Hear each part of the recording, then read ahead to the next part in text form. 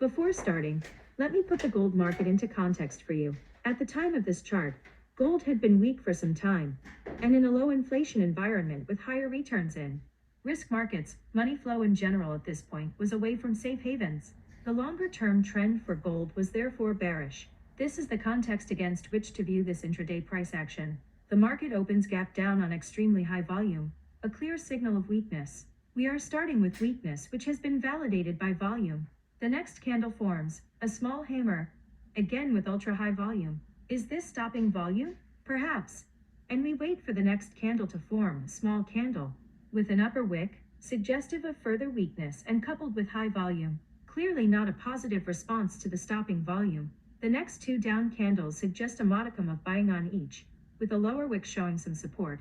But the market continues lower on rising volume with the penultimate candle suggesting stopping volume once again. Finally, the last down candle in this price waterfall closes on average volume, followed by the first up candle of the session, a weak responsive. Ever there was one, with a deep upper wick and narrow spread with above average volume. This is hardly a market preparing to reverse at this point. The next candle is perfectly valid.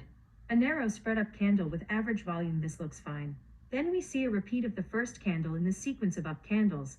But this time, look at the volume. It is extremely high. This is sending a loud signal the market is very weak. If this were buying volume, the market would be rising fast, and it isn't.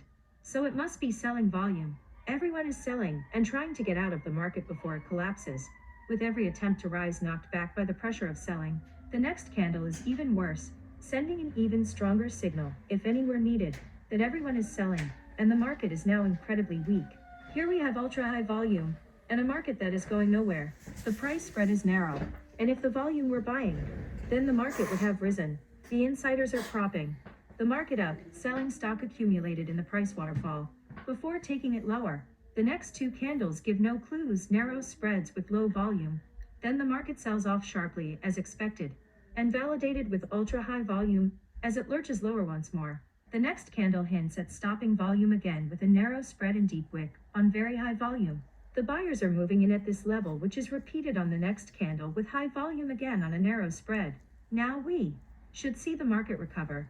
But look at the next candle. The market attempts to rise, but falls back to close near the open on above average volume.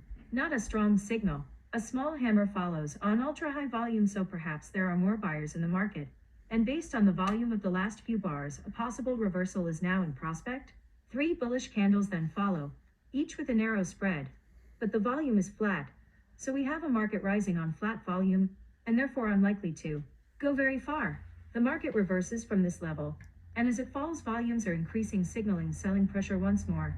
The final candle in this sequence is a very narrow spread dodgy candle, with high volume, and again we can assume this is stopping volume with buyers coming in once more. This is confirmed with the next candle, which is a wide spread up candle with above average volume. But as the market rises on the next two candles, volume is falling away. The insiders are not taking this market far. The market then drifts sideways for an extended period in the session, with several attempts to rally all failing.